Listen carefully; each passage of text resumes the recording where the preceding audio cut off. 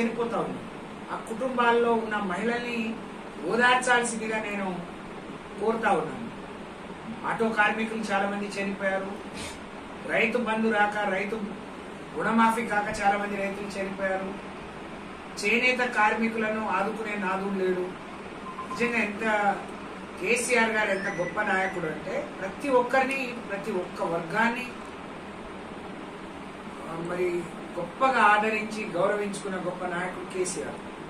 అందుకనే ఆడబిడ్డలు తెలంగాణ ఉద్యమంలో బతుకమ్మ ఒక భాగమైంది అని చెప్పి దసరా పండుగను రాష్ట్ర పండుగగా గుర్తించి వాళ్ళందరికీ బతుకమ్మ చీరలు ఇచ్చింది. హిందువులకే ఇస్తే ఎట్లా అని ముస్లింలకు, అలా క్రిస్టియన్స్ కూడా మనం గొప్పగా గౌరవించుకున్నాం. మీరు నాసి రకం ఇచ్చిందన్నారు, మీరు మంచి రకం ఇవ్వండి. మేము 500 ఇస్తా అన్నారు. 500కు అతి లేదు గతి లేదు. పండగ అంతా అయిపోతుంది. ఇంకో ఎత్తిన 3 రోజులు ఉంది పండగకి. మీరు మహిళా మంత్రులుగా ముఖ్యమంత్రికి ఇది మీరు ఒక సూచన చేయండి. మరి ఎట్లాంటి మంచో చెడో వాళ్ళు ఇచ్చారు, మనమేమిద్దాం, ఇంకా గొప్పగా ఏమిద్దామని ఆలోచించి చేయమనండి. అది వదిలేసింది. 2500 ఇస్తా అన్నారు. అవ్వలకి ఇస్తాం, ఉన్న అవ్వకు 2000కు 4000 చేస్తా అన్నారు. దానికి గతి లేదు. రైతు బంధు ఏం జరిగిందో, రైతు రుణమాఫీ అయినాక ఇస్తా అంటున్నారు. ఎప్పుడైనా కాలం ఎప్పుడైతే అప్పుడు రైతు బంధు ఇవ్వాలి, ఎలక్షన్లు వస్తే అప్పుడు కాదు. ఇవాళ సగం మందికి రైతు రుణమాఫీ కాలేకపోయింది. ఏం లోపాలు ఉన్నాయో సవరించాలి. ఏం లోపాలు ఉన్నాయో చూసి మేము ఉన్నాము అని అండగా నిలబడాలి. పరిపాలన గాలి వదిలేసిండు. నోరు నెత్తిన పెట్టుకొని దేశం మీద పడి ఊరేగుతున్నారు. గట్టిగా మాట్లాడి విమర్శిస్తే మమ్మల్ని ఎవరు అడగరు, మా జోలికి ఎవరు రారనుకుంటే అది చాలా పొరపాటు. ప్రజలు మిమ్మల్ని నిలదీస్తారు. రోజు రోజు మరి ఇలాంటి వాళ్ళు చేయబట్టి ఇవాళ ఎంత గొప్ప నాయకుడు అండి, ఎంత మంచి యాక్టర్ అండి, ఎంత మంచి నటుడు అక్కినేని నాగేశ్వరరావు. ఆ కుటుంబం ఒక చరిత్ర ఉంది. ఆ కుటుంబానికి, ఆ కుటుంబాన్ని పట్టుకొని ఇష్టం వచ్చినట్టు తనకెట్లా తెలుస్తారు, విన్నట్టు చూసినట్టు ఆ కుటుంబంతో ఇచ్చేసి నైతిక హక్కు ఆమెకు ఎవరిచ్చారు, అధికారం ఎవరిచ్చారు? కాబట్టి ఇప్పటికైనా ఒళ్ళు దగ్గర పెట్టుకోండి, నోరు అదుపులో పెట్టుకోండి, పరిపాలన మీద దృష్టి పెట్టండి. ప్రజలకు ఏం చేయడం ద్వారా మేలు జరుగుతుందో చేయాలని చెప్పి నేను కోరుతూ, ఇవాళ స్థానికంగా నిన్న కొన్ని ఇంటిగ్రేటెడ్ గురుకుల పాఠశాలలు రాష్ట్ర వ్యాప్తంగా 22, 23 వచ్చాయి. దాదాపు 150 కోట్ల రూపాయలతో ఒక్క ఇంటిగ్రేటెడ్ పాఠశాల. ఎంత దురదృష్టం అంటే 2 ఎమ్మెల్యేలు, ఎంపీ గిరిజనులు. రాష్ట్రంలో గిరిజనులు ఎక్కువ ఉన్న జిల్లా మహబూబాద్ జిల్లా. ఒకప్పుడు ఒక రామప్ప ఇంజనీరింగ్ కాలేజీని తీసుకొచ్చింది కాంగ్రెస్ ద్వారా. మళ్ళీ తీసుకుపోయినా సోయి లేకుండా ఎవరు మాట్లాడలేదు. కానీ మేము ఈ ప్రాంత బిడ్డలుగా మాకు ఆ రోజు అవకాశాలు రాలేదు, మేము చదువుకోలేకపోయినాం, ఎట్లయినా చేయాలి అని చెప్పి కేసీఆర్ గారిని ఒప్పించి ఈ ప్రాంతంలో అనేక గురుకుల పాఠశాలలు తెచ్చి ఒక మెడికల్ కాలేజ్ మార్కొండకు తీసుకొచ్చాం, ఒక రెసిడెన్షియల్ ఇంజనీరింగ్ కాలేజ్ మార్కొండకు తీసుకొచ్చాం, ఒక హార్టికల్చర్ డిగ్రీ కాలేజ్ రెసిడెన్షియల్ మార్కొండకు తీసుకొచ్చాం. ఈ ప్రాంతంలో ఎక్కువ వాణిజ్య పంట ఉంది. మామిడి ఉంటుంది, సపోటా ఉంటుంది, జామ ఉంటుంది, పసుపు ఉంటుంది. కాబట్టి ఇక్కడ హార్టికల్చర్ డిగ్రీ కాలేజ్ తీసుకొచ్చింది. కానీ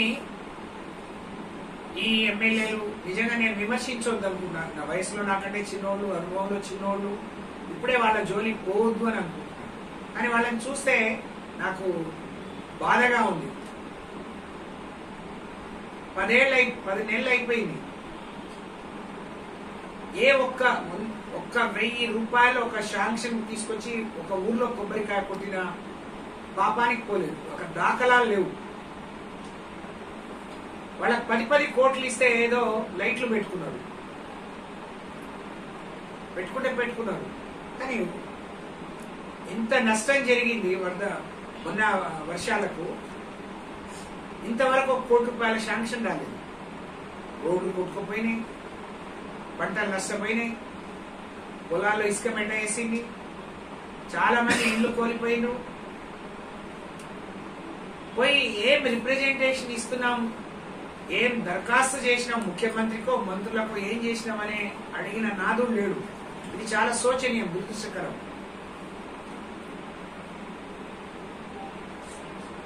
మేము ఆ రోజు తీసుకొచ్చిన నిధులు, SDF లో ఉన్న నిధులు కొన్ని పని మొదలు కాకపోతే దాన్ని క్యాన్సిల్ చేసి రద్దు చేసి వాటిని తీసుకురమ్మని అడిగాం.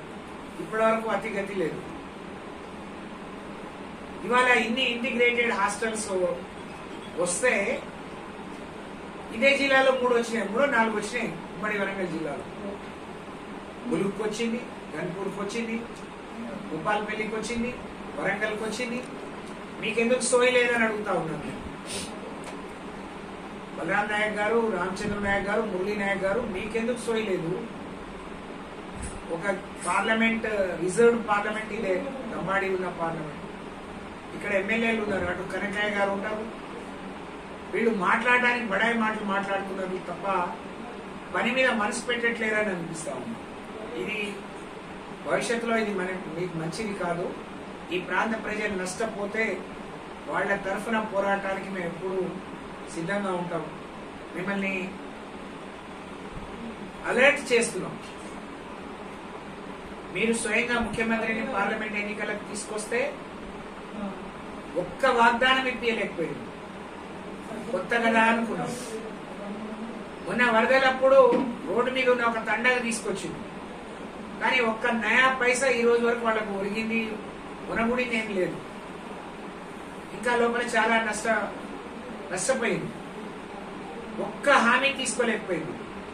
నిన్న 22, 23 వస్తే రాష్ట్రంలో అత్యధికంగా ఉన్న గిరిజన జనాభా ఉన్న, లంబాడి జనాభా ఉన్న జిల్లా మానకొండ జిల్లా అయితే ఒక్క పాఠశాల మానకొండకో డోర్నకల్కో ఎక్కడో అక్కడ ఒకటి రావాల్సింది.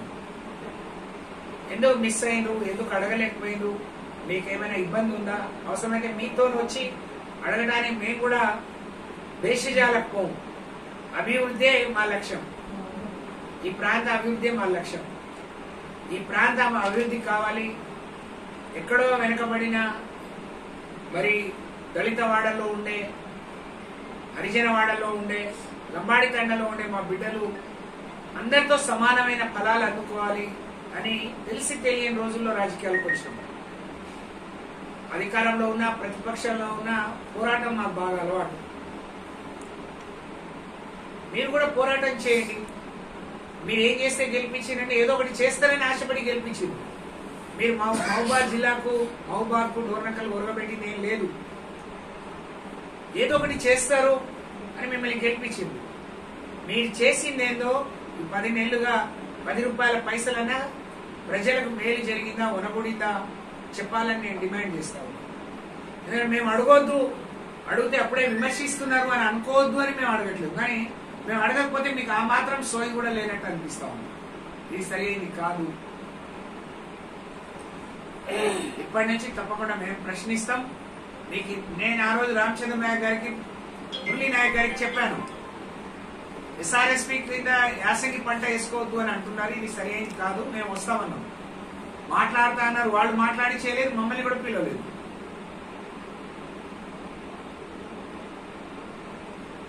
కాబట్టి ఈ సంస్కృతి ఎవరికి నోరు ఉంటే అక్కడే వచ్చే సంస్కృతి మీ ప్రభుత్వంలో ఉంది. కాబట్టి